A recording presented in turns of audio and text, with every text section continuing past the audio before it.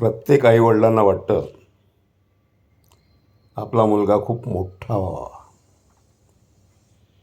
मग ते स्वतःच्या मनाने त्या मुलाला काही क्षेत्र निवडतात,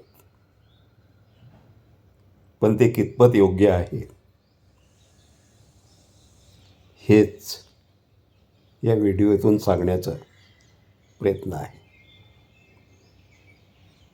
त्यासाठी मी तुम्हाला एक कथा सांगतो. 3 मित्र असतात. अगदी पहिलीपासून 10वीपर्यंत ते बरोबर असतात.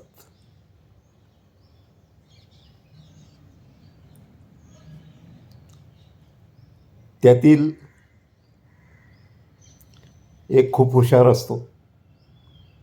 हुशार म्हणजे शैक्षणिक याच्यात. एक ॲव्हरेज असतो, पण त्याची चिकाटी फार असते. तो प्रयत्नांनी प्रत्येक वर्ष व्यवस्थित मार्क पाडून पुढे येतो. आणि तिसरा जो असतो त्याला मित्र जोडण्याचा छंद असतो, म्हणून त्याचा मित्रपरिवार फार मोठा असतो. या तिघांची मैत्री म्हणजे जो खूप हुशार आहे तो या दोघांना त्यांचा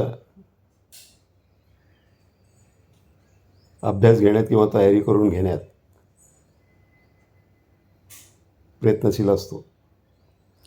दुसरा जो असतो तो आपल्या परीने त्या दोघांना मदत करण्याचा प्रयत्न करतो. आणि तिसरा जो असतो ज्याचा मित्रपरिवार मोठा असतो, यांची जर कोणी छेड काढली किंवा उलटसुलट ज्यावेळेस यांना तशी गरज भासली त्यावेळेस तो मदतीला पुढे असतो. तर या पद्धतीने तिन्ही मित्र 10वीपर्यंत एकत्र असतात. पण 10वीत आल्यानंतर ज्याला मित्र जोडण्याचा छंद असतो तो शैक्षणिक क्षेत्रातून बाजूला होतो. त्याला वाटतं की आता इथपर्यंतच आपली मजल आहे, पुढे आपण जाणार नाही.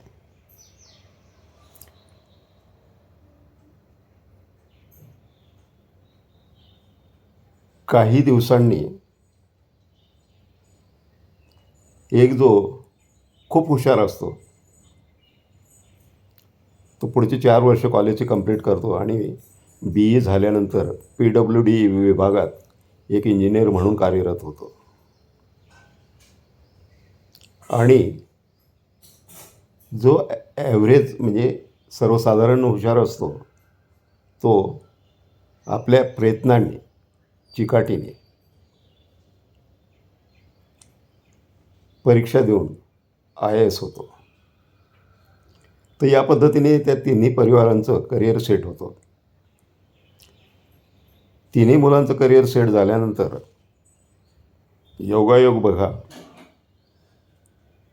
की जो खूप हुशार असतो तो PWD विभागात इंजिनियर, जो IAS होतो तो त्याच जिल्ह्यात कलेक्टर म्हणून येतो.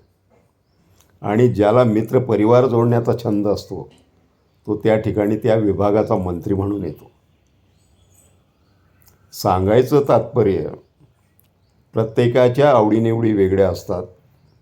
पालकांनी फक्त एवढंच लक्षात ठेवायचं की त्यांच्या आवडीनुसार क्षेत्र तुम्ही त्यांना निवडू द्या आणि मग बघा काय कमाल होते. सांगण्याचं तात्पर्य, फक्त पुस्तकी ज्ञानच खूप महत्त्वाचं आहे किंवा चिकाटी महत्त्वाची आहे किंवा मित्रपरिवार जोडणं महत्त्वाचं आहे. प्रत्येकाचे आपले गुणवैशिष्ट्य आहेत. चिकाटी तेवढीच गरजेची, संघटन कौशल्यही तेवढंच गरजेचं आणि हुशारीने स्वतःच्या प्रयत्नातून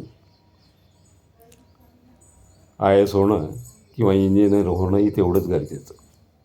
सर्वच विभागांची आपल्याला गरज असते, सर्व क्षेत्रांची गरज असते. फक्त एवढंच लक्षात ठेवा, त्या मुलाला जर त्याच्यात एकदम चांगलं करू द्यायचं असेल तर त्याच्या आवडीचं क्षेत्र त्याला निवडू द्या. त्याच्यावर आपल्या मनाची बंधनं लादू नका. पालकांनी एवढंच लक्षात ठेवायचं आहे.